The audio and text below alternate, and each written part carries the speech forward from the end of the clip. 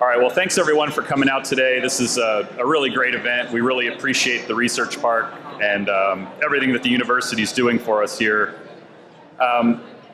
We heard from investors in this space, those who are supporting some of the great entrepreneurs in the audience and really trying to support AgTech and support some of that. What we wanted to do here was bring together a core group of customers. And I've had several roles in this in the past. I've been a CEO and a founder of AgTech companies and worked as a consultant in the past too. But I'm going to talk to you today as a grower, which is part of my background and part of my history. So everyone up here is a grower in some way. And what I wanted to first start off and talk to you about is my background. I grew up in New Jersey, in agriculture in New Jersey. People hear that and they sometimes go, really? There's agriculture in New Jersey? And there was, significantly. Even our farm is now transitioning. We had the last crop of potatoes 2 years ago. And that farm is now never going to grow anything again because Amazon bought it. And my grandpa was lucky enough to buy property, or forethought enough, to buy at an intersection of Interstate 295 and Exit 7A of the New Jersey Turnpike, within reach of Philly and New York City. So right in the heart of just an amazing urban, sprawling, growing area. And that 400-acre potato farm is now a concrete and steel building that's an Amazon distribution point. So the future of agriculture in New Jersey is done, I might say, right? So I kind of followed agriculture out into the Midwest. And for the last 20 years, I've been part of corn and soybean agriculture and really trying to understand the demands and challenges of corn and soybean agriculture. As a consultant, I worked with large ag chemical companies trying to re-register herbicides and insecticides, help them develop new products and bring new products to market. And a key element, when I think of my background in potatoes and turf grass, that's a small market. Really interesting stuff. Profitable businesses and profitable farm businesses can come from that. But we're talking about fractions of a % of total agricultural production in the US for those markets. When we start to talk about corn and soybean agriculture in the Midwest, you really cannot afford to avoid that market or that customer overall. It's a critical part of proving to investors that there's a scale opportunity in the business that you're trying to create. It's also a key customer in terms of volume and recurring revenue that can come from new products and new chemicals. Without a product, an ag chemical, working on corn and soy, it's unlikely that it'll ever make it through the development pipeline, that those businesses will actually say, yes, there's enough profit to spend $100 million to bring this to market. We need corn and soy. It needs to have a use and a utility there. So I highlight that because I come from a very niche market of agriculture. And what we've represented here on the grower panel is Midwest corn and soybean agriculture. We're not talking about animal production.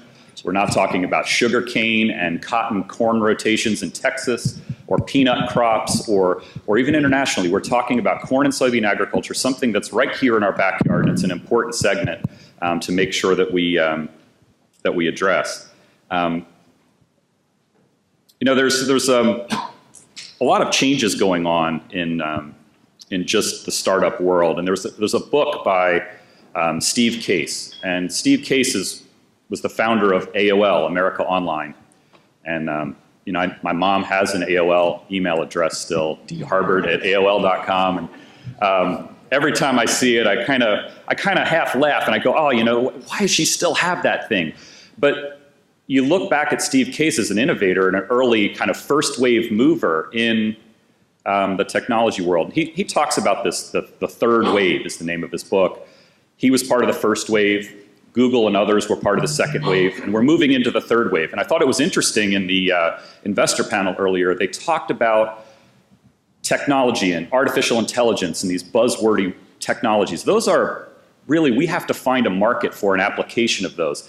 And in agriculture, there's an opportunity for that. But in Steve Case's analogy, we're moving out of that second wave where those technologies were created. Amazon Web Services, Google search engines, AI technology, those all exist now. There are businesses that have built these, and now they need to be applied in that third wave. And that third wave really is the opportunity to take that technology and apply it to a specific market. it's a different type of business ultimately. And Steve Case makes a case for it being a different challenge, a challenge that he argues that some venture groups are not even prepared to understand properly about the time it'll take for some of these businesses to connect, and the wide open west of the phase 2 growth of what groups are used to seeing might not be here. So the challenges I think that young entrepreneurs are going to face going forward are these third wave challenges. I think agriculture is an amazing market, in some cases ripe for disruption in many different areas and opportunities, whether or not we call it disruption. So that's really up to the individual entrepreneur about how bold they want to be and how aligned they want to be with different established customers in the whole ag world. So what I'd like to do here is just kind of keep this. We had a great conversation going that I had to interrupt, unfortunately, to get this going. I want to make this a conversation with these customers and really hear from them some of what their challenges are, some of the technologies they like, and then really what they're looking for too. And then really want to open it up to the floor, so kind of get your questions ready and engage this group.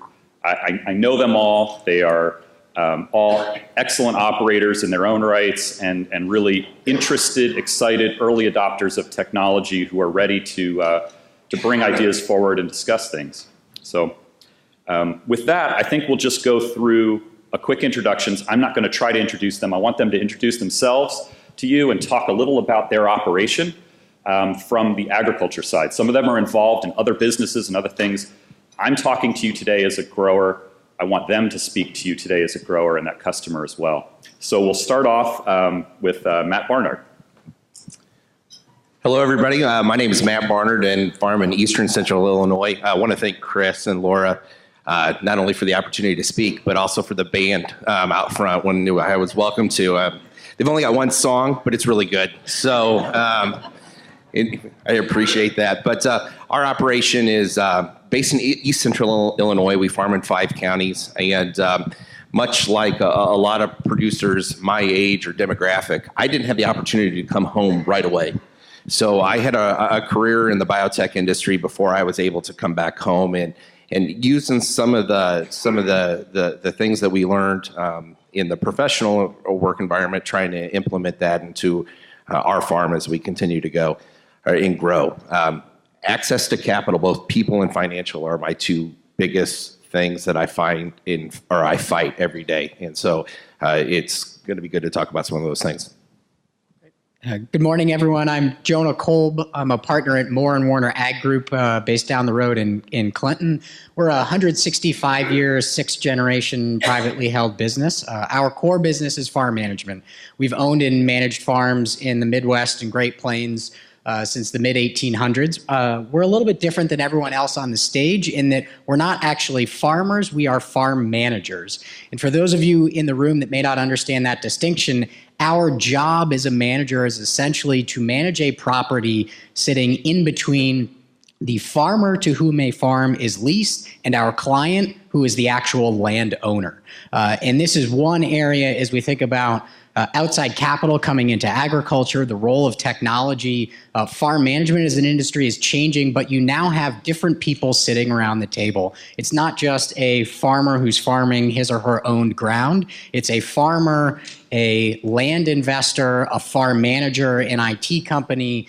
In our work in farm management, farmland investing, and we do consulting and advisory, we get to touch all of those things, and I think that's why Chris asked me to join today. Hi, everyone. My name is Heath Huisinga. I'm an operator at Huisinga Farms down in the small town of Casey, Illinois. I was fortunate enough to be able to come back home right after college and farm with my family. And that farm has been around for a little over 100 years. So one of the challenges I really faced was they gave me the opportunity to do what I love. How can I give back? Whether it's through new practices, adopting new technology, just a way to make our farm run better. And then I also want to add one of the biggest problems that we face right now is labor. It seems that the average age of the farmers is getting older, and unfortunately, a lot of our uncles and cousins are passing away, and it's allowing us to step up and fill that void. But we need other individuals that are not afraid to get down and dirty and work on that farm and put in those hours it takes to raise a big crop and really make a difference. So. Hello, my name is Gerdes. I live over here at Ogden, Illinois, right here in Champaign County. We farm in 6 counties. We have the same issues finding good help. Farming is a science, but it's also an art. And finding those people that have grown up doing it their whole lives and know how to read the fields and read the weather is challenging these days. Hallmarks of our operation is we specialize in seed on the bean side of things for Monsanto and for Syngenta. We also do a lot of food grade corn for Frito-Lay, Bunge, and also the O'Malley's over here at the Anderson's facility. And we specialize also in cover crops. We started in the late 90s. We have them on the majority of our acres and have seen a lot of changes through the soil and the quality of the soil through doing that. Good morning. Grant Noland, from just west of here in the Decatur area. So I am a member of our family farm, owned solely by family members. We farm in 7 counties. If you would draw a circle around the Decatur area. Post-college, had an opportunity to work for ADM, moved around with them, came back, joined our family business. On the production side, corn and soybeans. We also grow seed production for Monsanto on the soybean side. So appreciate the opportunity. Good morning. My name's Aaron Bartlow. I farm in 4 counties, around Champaign-Urbana. I'm a little different than some of these guys up on stage. I'm a first-generation farmer in this area. I'm getting ready to plant my 12th crop. We focus on corn and beans. 100% of our beans are identity preserved through either non-GMO or seed bean contracts. And we've also started doing some identity preserved corn production here over the last couple of years. So I would agree the people side of this is the hardest part, and also capital when we're looking at growing. Great, thanks guys.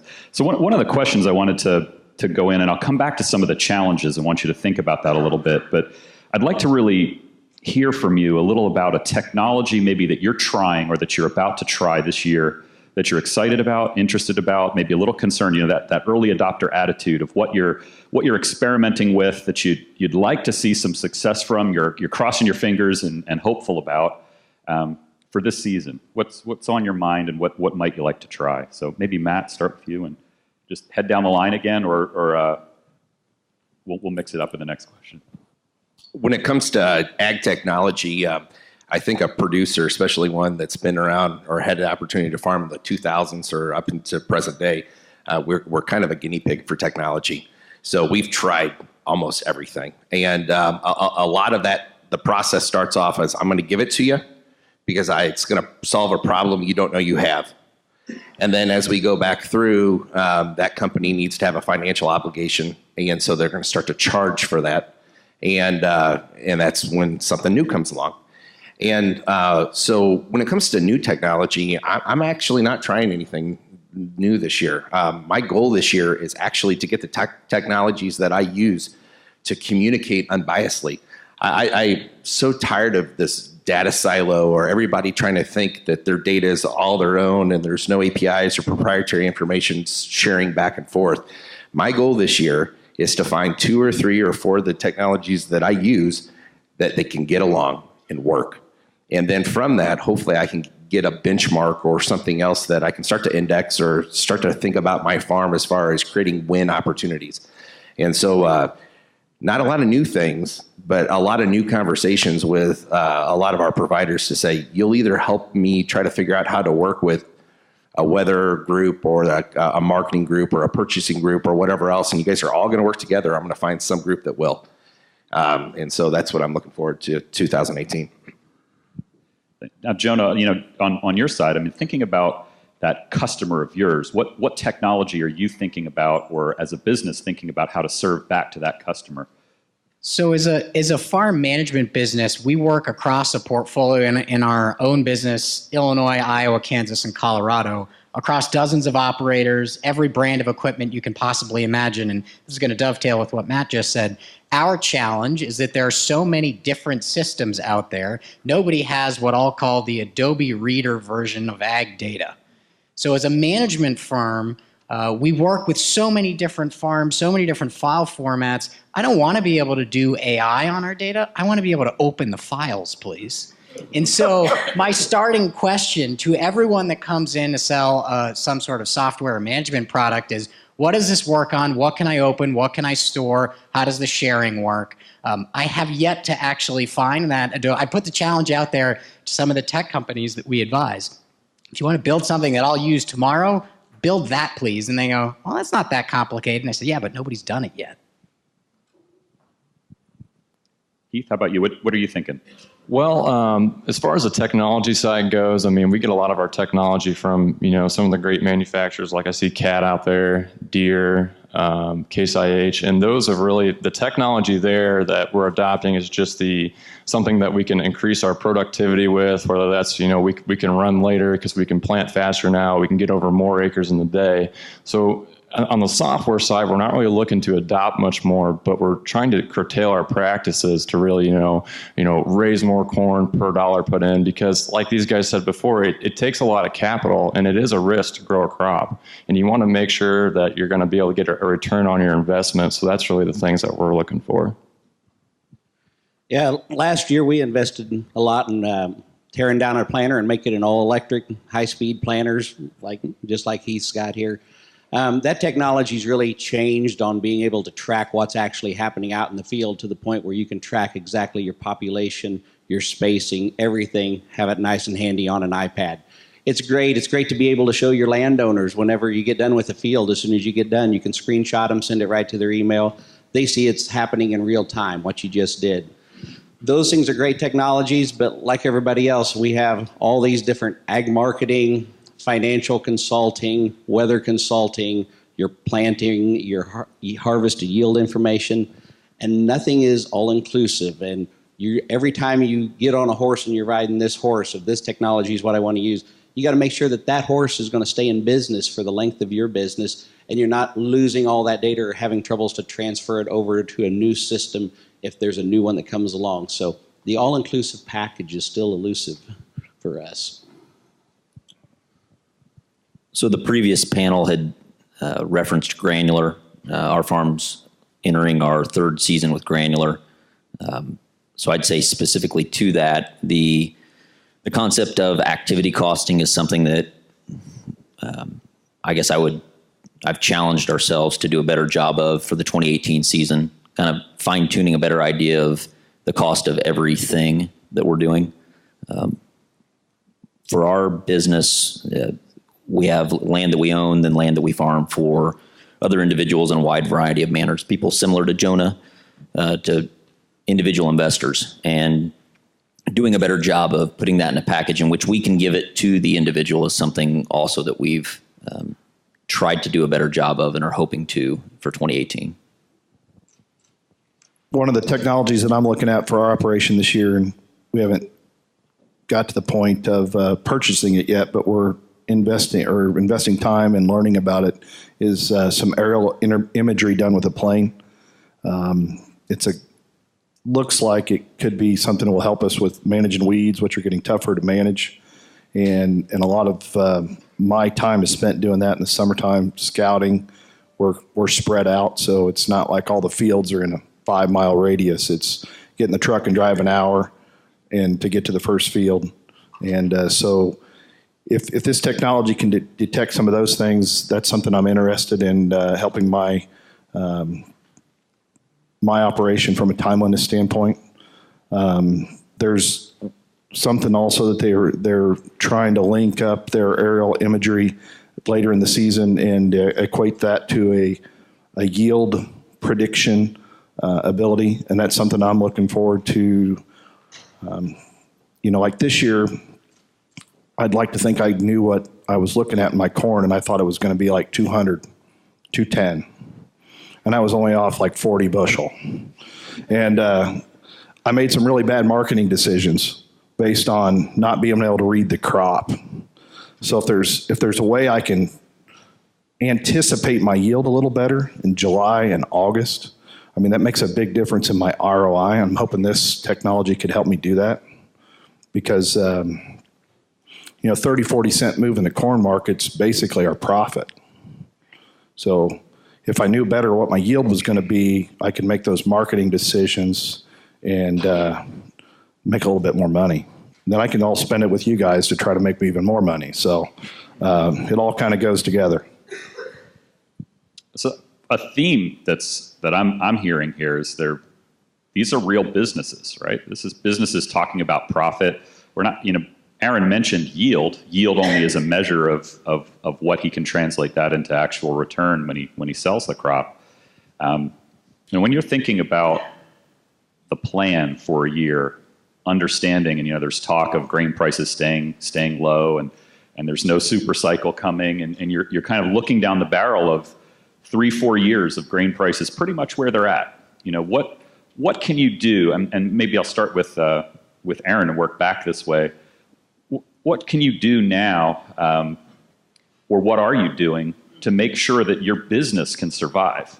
Thinking through that. That's a difficult thing. We've seen a number of operators who seemed very stable, who have had family operations, 100-year operations, going under in the past few years. What are you guys doing to kind of assure that you're going to be one of the survivors? I think the grain market makes or breaks your operation, and that's one thing. You don't know where it's going. You can make some bad decisions, but you know where your profit point is based on your average production. And when you're over that point, like we are today in soybeans for my operation, I've put a floor underneath everything I'm going to produce for this year in soybeans. So I'm not going to take that risk of the market going to $8 or $9. We're going to sell our beans for 10 or more. So, but that's something that I probably check the grain markets too much. It's the first thing I do when I wake up. It's the last thing I do before I go to sleep. And usually I'm awake sometime during the night, and I know where they're doing all the time. So that's a big deal in our operation. I guess we're always working with our market people, trying to hedge, sell at the elevator, and make sure we have some floors. But then also, if the weather turns against us and we have an opportunity to see a significant increase in price, how do we benefit from that as well? Because, every year is going to be different on what you produce, and which is going to make your marketing decisions a little different. So it's having flexibility in that decisions is what we're trying to achieve. What I would say that right now, with commodity prices where they are, we should all definitely be profitable. I think there's some great opportunities for 18, for 19 right now, and we're taking advantage of those. In regards to one aspect of our business, we try to integrate upwards as much as we can in the supply chain. So if it's a product we're consuming, we're trying to store it, to handle it, to take control of it. Some of that's off-season aspect. So from the grain storage to the liquid, dry fertilizer, fuel, all those manners. Our model is to take advantage of that. So I would say that is, in a nutshell, our primary. We're also on the seed production side, so we're growing a value-added crop there. In the last couple of years, we've also ventured into some maybe non-traditional. So we had some edible beans a couple of years ago. We've had some edamame, things of that nature. I don't know if they're as actively grown in the area, but trying to see if this is something that we can produce in our area, and I think we can. We tend to focus, we're kind of a long-term player. We tend to focus on seed contracts a lot to take a lot of the volatility out of the market for us. And we don't really adjust our schedule for what we're trying to do for the land around the daily marketing decisions. So corn's down 20 cents today. We're not going to start pulling back on fertilizer and pulling back on cover crops. The land's there for a long time. So our number one goal is to take care of the land. So we're always going to keep pushing forward with the cover crops and enhancing the value for our landlords. And then profitability always needs to be there, but it's a plan ahead, long range target, keep a lot of capital under your belt so you can ride through the storms, because the markets, it's cyclical. The markets will come back eventually, and you just need to ride through the lean time so you can come out on the other side. So I think it's more of a forward planning thing for our operation, and just ride it out till it comes back, and keep doing the things that you want to do and keep your land in good shape. So when the dimes do come back, you're not behind the 8 ball trying to catch up. I think everyone really hit it on the head that just spoke here. I think there's a similar term you could all connect in it, and that was with the markets. The markets will make or break your operation. And in my opinion, what a successful farmer is someone who can market their grain correctly and raise a good crop. You can't just do one or the other, or you're not going to make money, and you're not going to be around to, feed the world and feed the future generation. So one of the ways that we're going to adapt to that is we're investing more money in our crop to raise more bushels. So we have more bushels to market, and then also, developing our own automated hedging strategies where we don't get emotional about it. Aaron talked about right now there's a floor on his soybeans, and he knows he can make money there. If a lot more farmers had a plan in place, we wouldn't be having this conversation about, guys going broke that have been around for 100 years. If the best thing you can do is just have a plan and stick to your plan. And I hope that more guys can practice that and continue to thrive. I'm going to take a little bit of a different tack in terms of just summarizing what's come across, because as we work with startups, VCs on the investment side, and tech companies, they get excited about things like 100 terabyte data sets that they're going to apply their machine learning algorithms to. But one of the things that's so frequently overlooked is the marketing side that everybody just talked about. And the reality is that many farmers have a lot of profit that they leave on the table by being poor at marketing or not being disciplined about it. And from a technology and an innovation standpoint, getting somebody to execute a marketing plan that you've developed in advance, that doesn't get a programmer at IBM excited, but it's actually where the value is, and that's what everybody's talking about up here on stage. And so if there are folks in the audience thinking about what's the next area that I should be thinking about developing products for, this is one where I'd actually like to see much more innovation, in one where companies that have been working on the agronomic side are starting to say, you know what, we need to develop some digital products around the marketing piece.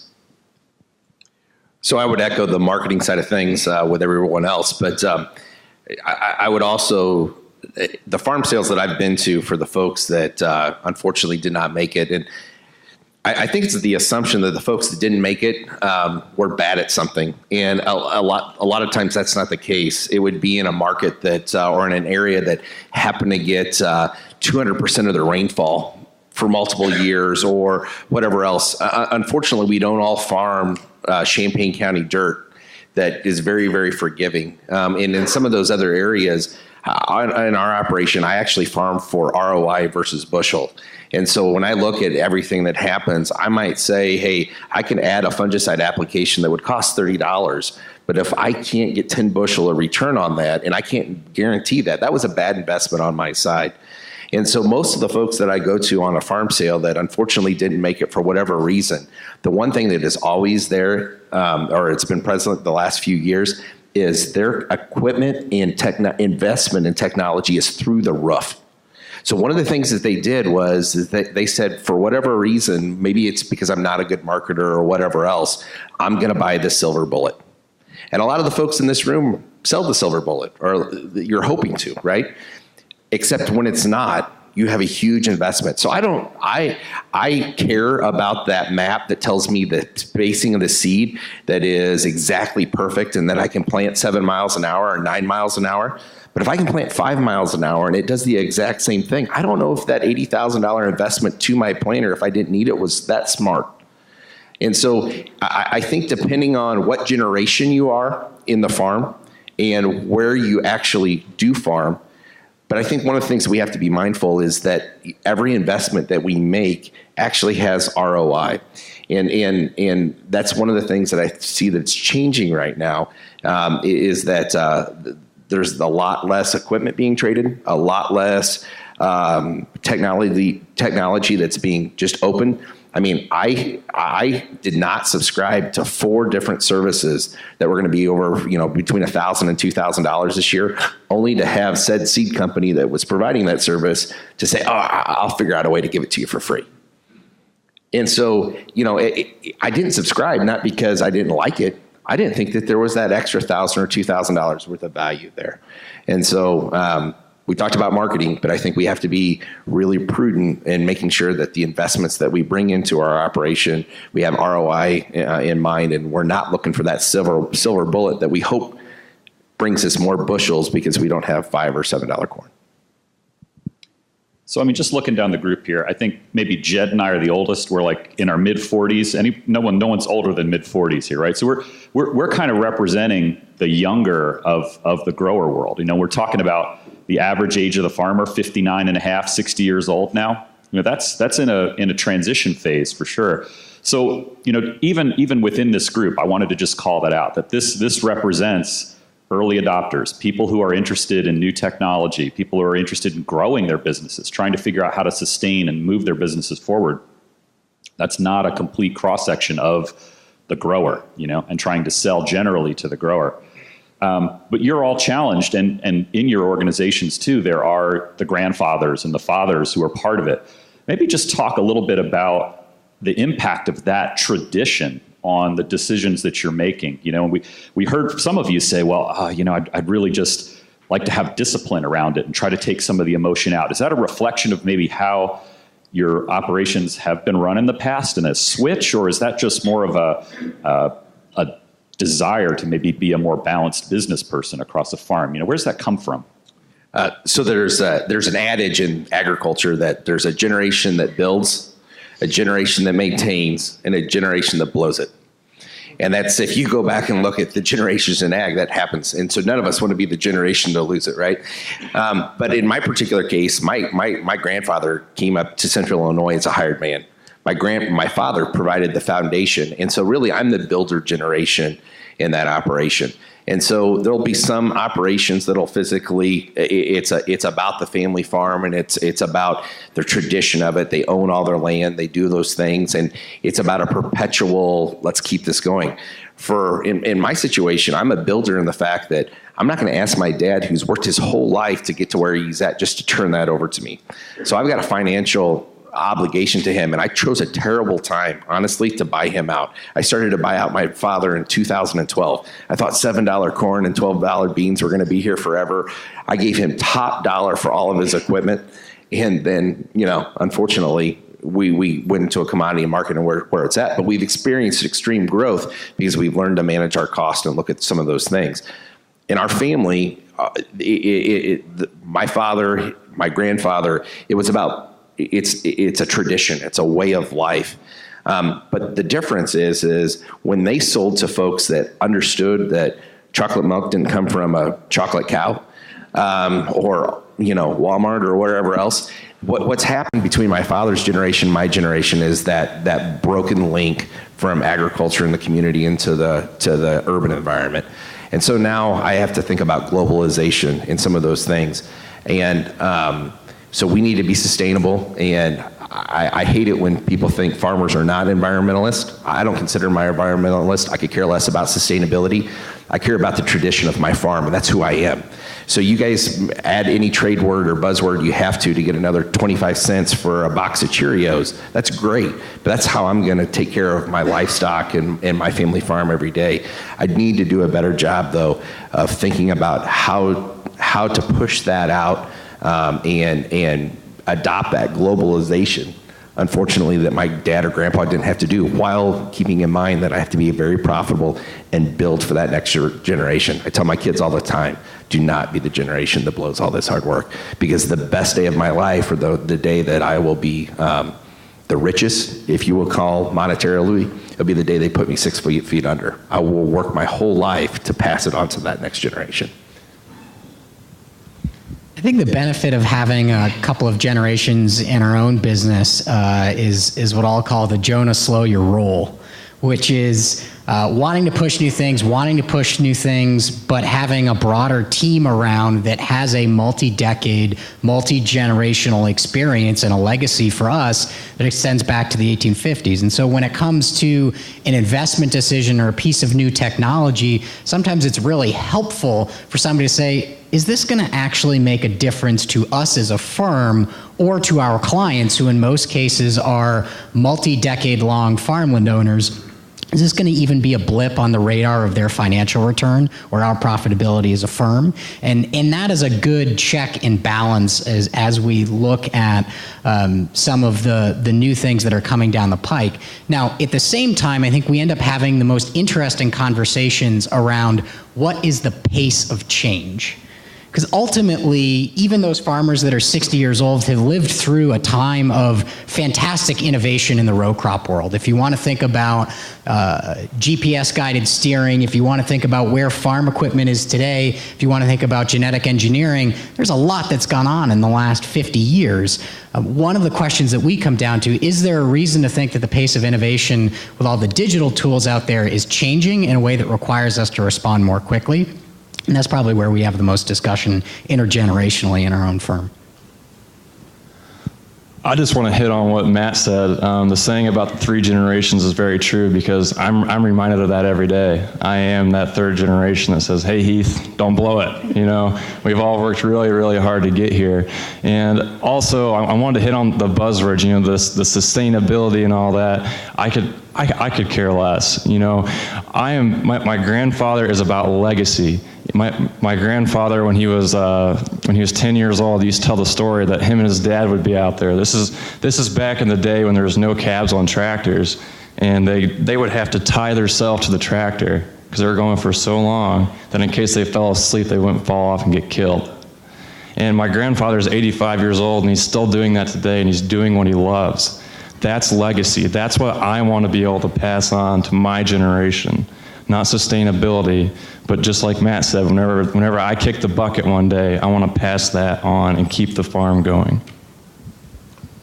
It is a challenge. You start farming, and I know we was out there at 5 and 6 years old getting paid a penny a weed to go walk beans. And you move into today's agriculture, and my dad's still around helping me farm.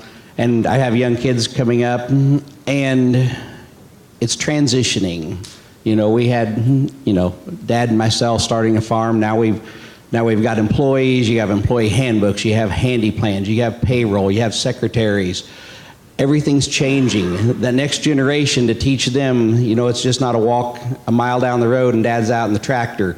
You know, they're 20 miles away working, and Mom's bringing supper for a crew of 9 people that's working out there. So it's transitioning, and it's hard to keep the nostalgia of the family farm, which we all love, and then be a competitive business person as you're going in, because it has to become a business like every other business and be run like one. And so that is a challenge going forward, and teaching that next generation to keep all the values that we had growing up and that I experienced as I was growing up. My grandfather attended University of Illinois, and part of the deal he had with his father was if he was going to come back and join the family farm, he had to buy a tractor. So they had horses at the time, and that was the mechanism of change. It was buy a tractor or I'm not coming back. So my great-grandfather bought a tractor, trickled down to me today. I've been very fortunate to be in a culture of change. We've embraced change as a family. I would say we're not afraid to fail. So it's just when we fail, we want to fail fast. And oftentimes that means that we try to be on the cutting edge of technology, and turns out we're just on the bleeding edge.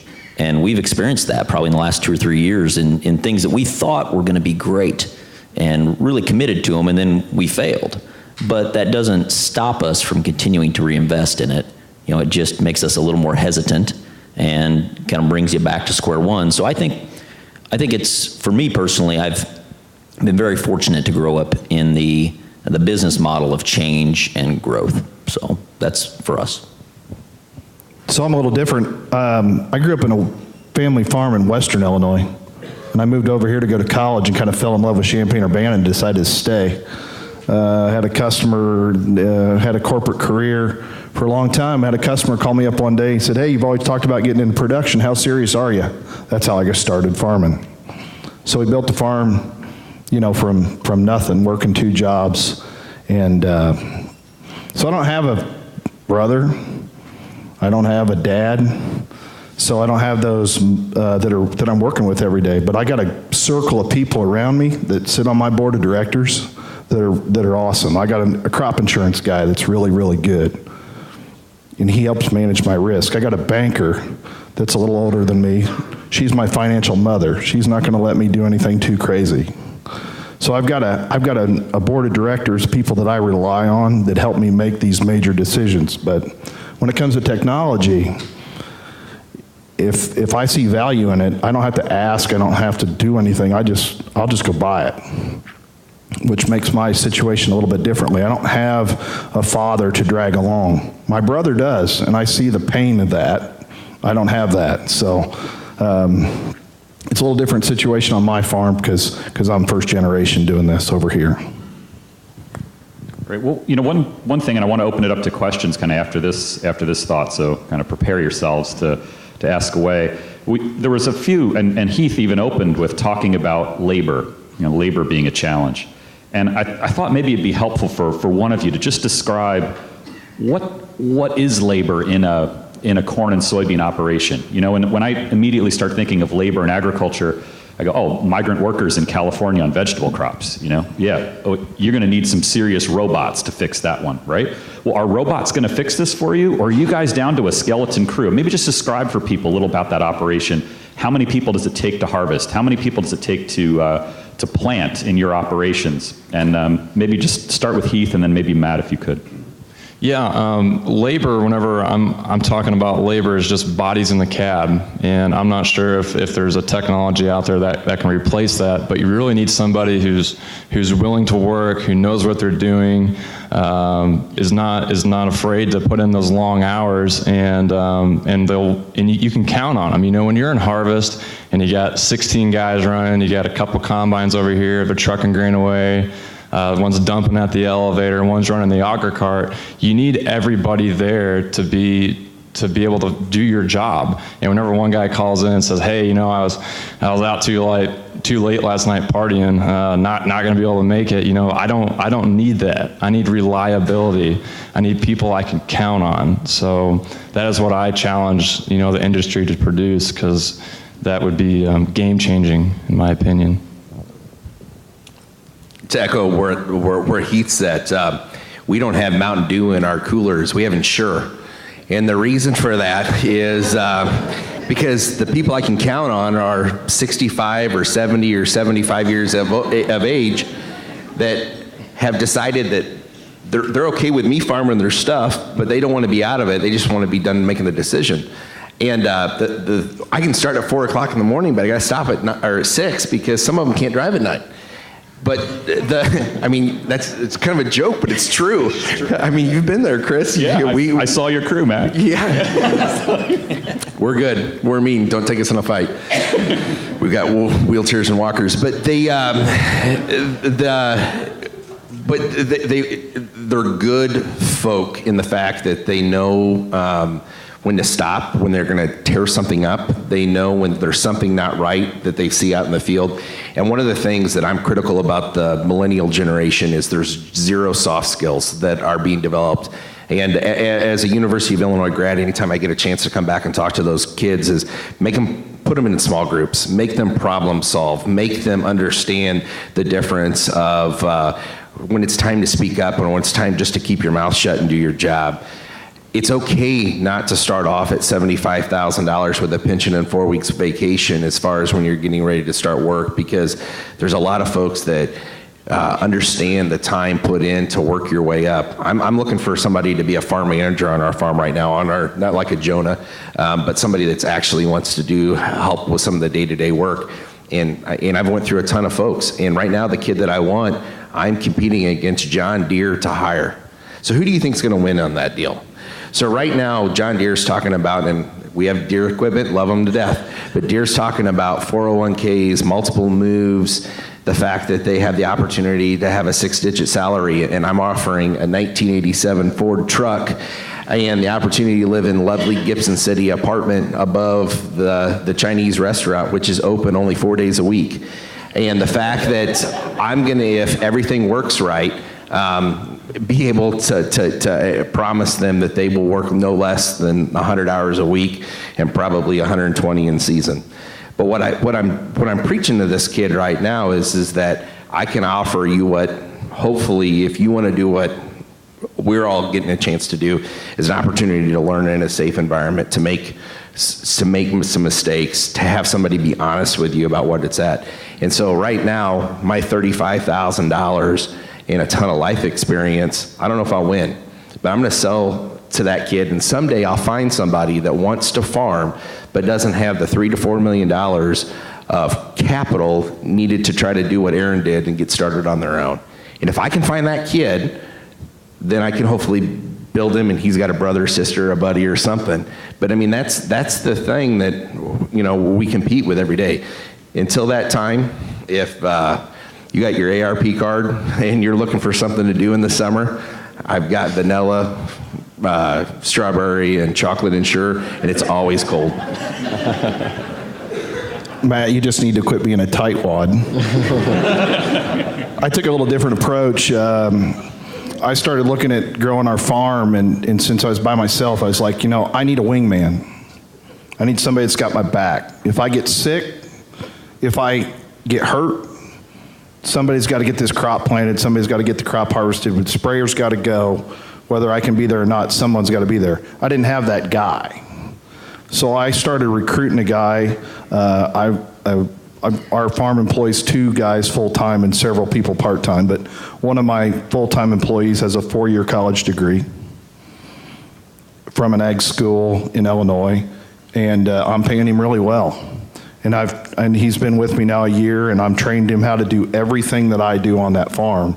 He can operate anything, and but I'm paying him a lot of money, and that's just an investment that I've made into our operation, and it's not cheap, but that's the future of it. From in my standpoint, is I'm going to pay for really, really good help, but you know, there's a shortage of semi-drivers in the world.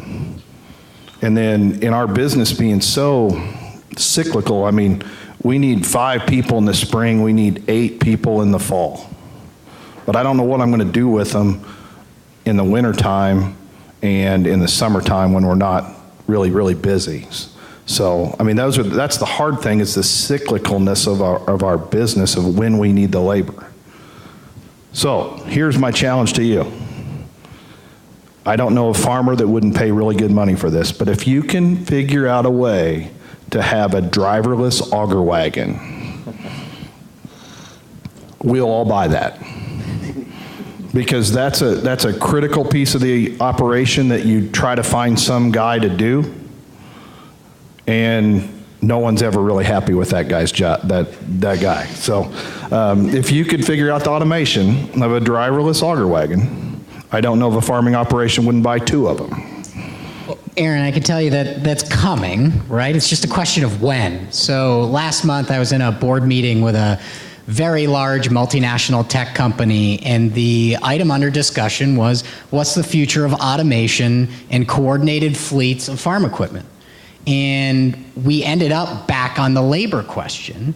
And we ended up back on the labor question because we were discussing, okay, let's say we have a coordinated fleet of small-scale planters, and you have a half a dozen of them working in a quarter section, and then 2 of them break down. Who fixes them? And so technology answers some of this, but not all of it. And one of the things that we're not seeing enough with our consulting and advisory clients is thinking about how the technology that's 5 and 10 years down the road, to help Aaron with his question or his challenge, what that means from a staffing standpoint for the ag community, of the knowledge set, the skill base, the number of people. It doesn't go to 0, but it changes in meaningful ways. And if you build the technology for a labor force that doesn't exist, no farmer's going to invest in it. And that's one area where ag has nuance for it to work.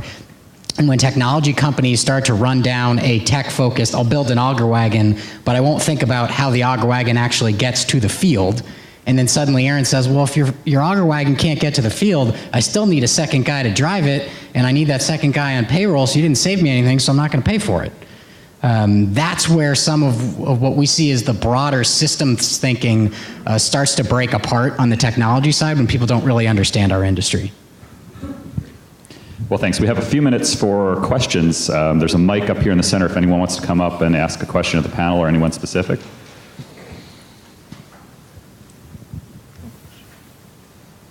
Hey, Chris, one of the things that I was surprised we didn't hear about in the investor panel before was the fact that everybody was talking about new technologies and ways to bring new money into the value of a crop, but not a single person talked about the procurement of how we're going to get that. Our industry is extremely fat. So one of the things that Grant was talking about is trying to get to that source as quick as you can. Our seed should be maybe 10 to 12% of the gross of the product. Right now it's 18 to 20%, right? It's completely overvalued for what it is giving us. And there's other things. My wife buys our toilet paper from Amazon. I want to be able to buy some of those things and start to have that relationship where I'm tired of paying for quote unquote value that doesn't exist as I produce a commodity. And not one of those things were talked about as far as investments and how do I acquire some of the things that I need, just the basic inputs, or it could be as complex as you want to think, as far as sharing implements or whatever, cost sharing, some of those other things. But there was not one mention of procurement. And as a producer at this time of year, I spend a ton of time on marketing. And between December, January, and February, I spend a ton of time trying to get the lowest price on every input of which I ultimately end up purchasing. But never once do I provide or talk to the actual producer or end user. I'm always talking to a middleman. I know this is going to sound really, really bad for all the dealerships and co-ops and everybody else out there. I no longer want a middleman. Bring your product to me. Thanks. Question? There's an irony in what you've been saying about the need for people. We've got 7.5 billion people around this world. Headcount is not an issue. Where the people are versus where they're needed is. Is anybody working on figuring out how to get people who are unemployed into these? Driving a wagon, I mean, it's not a zero skill, but it's certainly not. You don't need a bachelor's degree to do it. How do you get people that have the skill level that you need to the place that you need them when you need them, rather than wringing your hands that the people aren't there? Anybody working on that? I mean, we put down ads in the paper, and we can't get anybody to respond to them. Who's reading the papers? I mean, if the people are sitting in Chicago and you're putting the ads in Bloomington Normal, I mean. I think a lot of times what happens is, because we face the same issues, we was filling a position this winter. We probably had 20, 30 applicants for the position. A lot of people are like, hey, I like to work outside, drove a tractor once.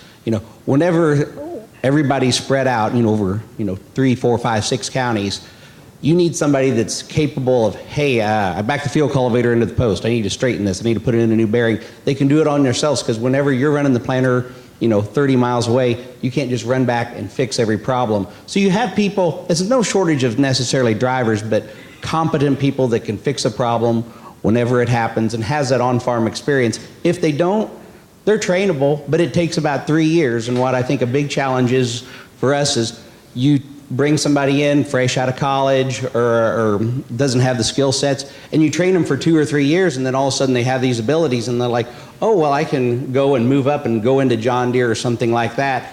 And then you start over, and it's a cyclical process where you're constantly starting over. The other thing is graduate students.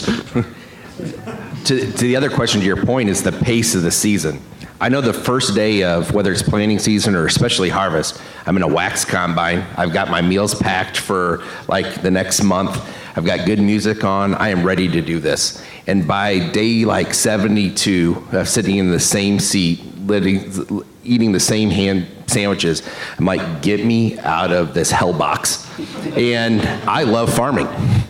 So what about the guy that does not? And so the pace is what's hard to, we've had a ton of people, to your point, that start off in a weekend, you want me here at 5 and we're gonna work till dark. And I mean, I don't know how many times can you physically eat Casey's food for consecutive meals and not die? And I mean, but that's our life, right? And so, I mean, so to find somebody that does that wants to make that a career, it's tough. And then I also want to add just to what these guys have said. I mean, the accountability part's huge, and the guys that are willing to learn and are not you're gonna invest 3 years of time training them and say, oh, well, Joe Schmo down the road is going to give me another $20,000 a year, so see ya. You know, that's really hard to deal with. And on the accountability part, people, I mean, paying attention, saying, hey, I backed into the post. I mean, I don't know how many people in the crowd had the joy of following a tractor down the road during planting or harvest. I mean, top speed on was 25 mile an hour. 2 years ago, we had a guy rear end in a tractor, another tractor going down the road. He was texting. He's like, "Oh, it wasn't my fault. I was looking at my phone." Well, I mean, that's the kind of stuff that we need when we're talking about labor here. Several of you mentioned capital as a problem. Can you further describe that? Is it access to capital, type of capital? Describe your problems more. The general idea of capital, the acquisition of it is when our fathers started, or generations before, we had a lot of local community banks, and those banks were focused very much on agriculture, and just with everything, those banks have consolidated. And when agriculture when we were selling $7 corn, they were crazy about loaning you money. You need to buy this, you need to do this. I mean, let's get that out of the door. It's glory days, right? But then as the market constricts and the balance sheets get low, or you're starting to burn through working capital or some of those other things, they're very quick to say, I don't know. And maybe that commercial loan looked good or whatever else. We're right now seeing some of the bigger banks come back in because they're saying, hey, a farm loan might not default, and that looks really good compared to the bond market. But we also know as soon as the economy continues its growth or whatever else, and there's something sexier, they're going to forget about agriculture. And so having somebody that understands the cyclical nature and the fact that it might take 18 months or 24 months for me to market this crop. So I'm selling ahead some 19 crop. I'll sell through that 19 crop. I'll probably sell into 20 some of that crop. Understand that life cycle. Understand that how much money it takes to be intense. Those folks are fewer and fewer. And so then we're all getting put in that same bucket. And I can't imagine to be a guy like Aaron starting off 12 years ago without having any help from, we all enjoyed having some help for somebody that let us borrow a tractor to put something in or whatever else. It would be very daunting. All right, well, thanks to this group. Round of applause for you guys. Really appreciate you coming out and talking.